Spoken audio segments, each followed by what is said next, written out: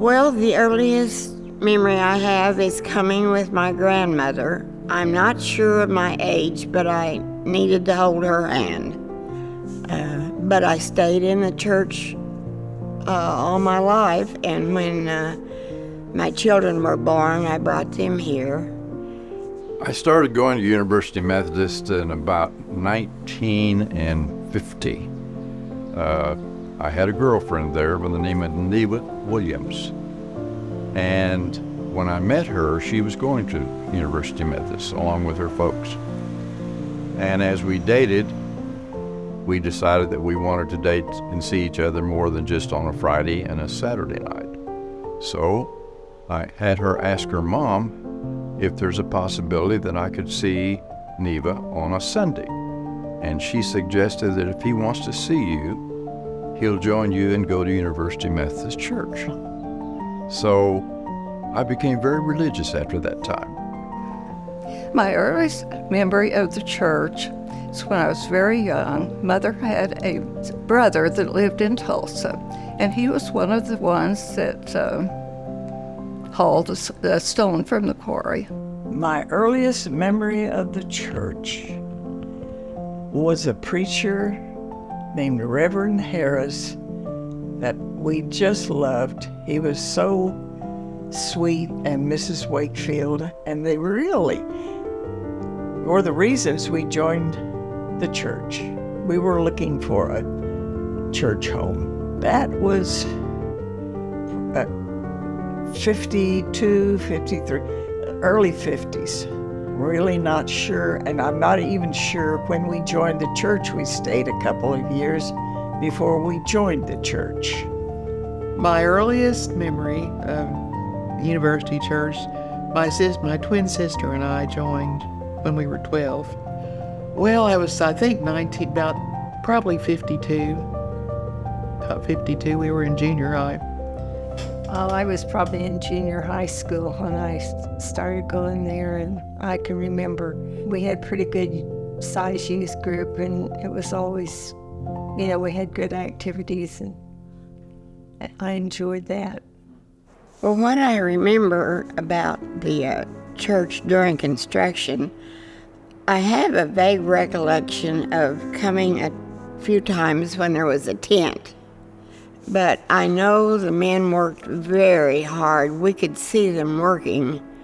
And Carl would help carry, and Elmer would help carry the rock from the pickup trucks and set them in the courtyard. And so the women would cook and bring food up here on Saturday. The men worked very hard.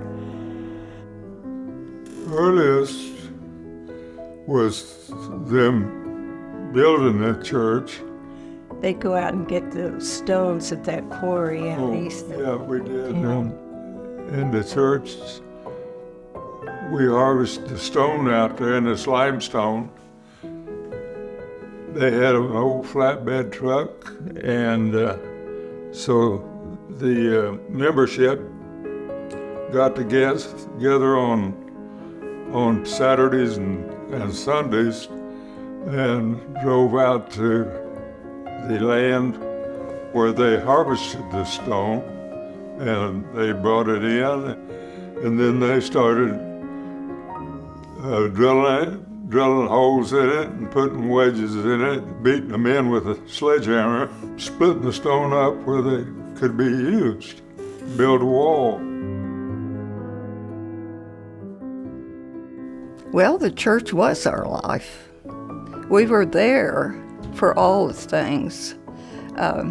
We were in Homemakers and in the Joy Circle and the UMW. All of this was just a part of my life. And the boys were in various things, and they earned their God and country there, which was really nice. 2 of them were baptized there. All 3 boys were married there. And 1 grandson was baptized there. And then, of course, the celebration of life for Hollis about 15 years ago this month. The university has a deep-seated memory in my head because I met the love of my life there, And we were married for a total of nearly 66 years. And Reverend Irving Smith was presided over our ceremony to marriage. And I'll never forget that when I walked down the aisle as a married man with Neva Williams. And so, consequently, University Church means more than just one thing to me. It's not only a place of worship, but it's also a place that I cherish very deeply in my heart. Walking down the aisle, a married man to Neva, that's the best memory that I have. And every time I walk into that church, even today, I would see that memory of myself walking down the aisle with her. Because that's the one thing about University Church I'll never, ever forget how warm and caring and welcoming they were, when I went to work there. And anyway, that's, like I said, I felt like those are some of the best years of my life. Some of the busiest years, I'll tell you. Well, the best was probably Carl and I were married here, And I met him when I was in the young singles class, and he was there also. And I played the accordion for him one night, and it was New Year's Eve, and the young singles group was meeting, and he offered to carry my accordion to the car because it looked heavy. And that's when I met Carl. We getting married there. That's a good memory. Pick what? We were married there. What year were you married then? 1949. We think it's gonna last. Probably my favorite memory would be, aside from family events, would be the visitation of the homebound when the boys started school. That was where I learned so much about the early days of the church and really got to know the people, and so many experiences there, just such dear people. Probably one of the nicest things the church ever did, and I don't even know if the church still does it, but my husband and I, in the early 50s, built a home in Broken Arrow. And Broken Arrow was a long ways away. But we did. And the first week after we'd settled in, Reverend Irving Smith came to our home and dedicated our home, which I'll never forget it. It was wonderful. We had his family, and we had dinner, and it was so nice. That was just one of my first that I can really remember to something. Well, there's just too many memories there. It's just, I will share one. There was a little boy, and his name was David. His mother brought him for the first time, and so cute. Red top, red shorts, and but the child never moved. He never smiled. His head was down, and we'd have to lead him from one activity to another and to the table. He came the next day, but he never came back. So Mrs. Long went to the home. That was the only clothes that he had, and they couldn't get dry but the next morning. So Peggy Taylor and I took it back to our UMW, and there were about 65 ladies, members there. They threw the biggest shower you have ever seen. We took all these things up there. There was hardly room for all of the items that they brought, but David had enough that he had clothes to wear after that. He was there every day, and Mom had a job. They were day workers, had a job. He came in smiling each time, and this is not what Peggy and I did. This is what the church did by reaching out, and so I was grateful to be a part of that. No, but maybe one story, and it's about our heritage room. I don't know if you know about it, but it was Quitman McCrory's idea. I love Quitman. You didn't maybe know Quitman. People didn't know Quitman, but he was a wonderful preacher and a personal friend. We traveled together, and he and Louise were wonderful. But when my son died, he was really helpful, and he suggested to my husband, or he said, do you want to do something for the church? And JC said, what? What do you mean? And he said, do something in memory of your son. And he said, sure, what do you want done? He said, well, we have a janitor's closet down here at the end of the hall of the church. He says, do you want to turn it into a heritage room? And JC said, sure. And that was an opportunity that the Quitman gave us, the church gave us, to do something for the church. And I love it.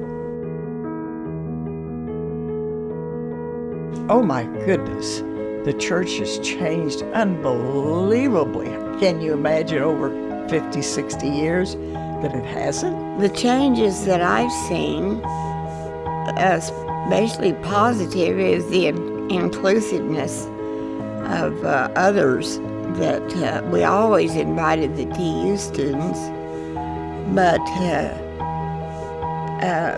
now we're inviting everyone to come join us. And I see TU students here. I see black students. I see Indian heritage students, and it's wonderful to see them in the church. And I always ask them to come back. Yeah, what would I advise young people today about the church? I don't know. I say just give the church a chance. I can't think of anything else, because so many today don't even give the church a chance. That's all I ask. If I were to talk to the younger youth of our church, just as I talk to my great-grandchildren, the grandchildren are all grown, I would say, stay close to the church. There's people there that will love you and give you good advice. And it's just a good place to be. You'll form good friends, and that would be my advice. The one piece of advice that I would give, regular attendance is so important. And then to become involved when you go to the church. I think that the fact that we are attending to those people that are in our neighborhood, that they will hopefully be coming to visit us on a regular basis. That can't help but make our church grow. I know we're kind of living in difficult times right now. And I know the young people and the youth really need this church. We have two wonderful ministers right now that I'm so glad are staying. And this is kind of something for them to anchor to and participate in, which is needed in these times more than ever. And so I think this church has a great future. I wish we could get into the neighborhood more, and people who are living nearby, and try to encourage them to come visit even. And I always tell the young people in the back that come that I sure hope to see them again and to come next Sunday. Most of them are TU students, and you can tell they've been going to church their whole life, and they're away from home and in college and are still coming to church. And so I see the location of it by TU a great future. My prayer for the church is that as God plans for the years ahead of us, that we will continue to go forward, reaching out with the love of Jesus to all, and in all of this to glorify God. That would be my prayer.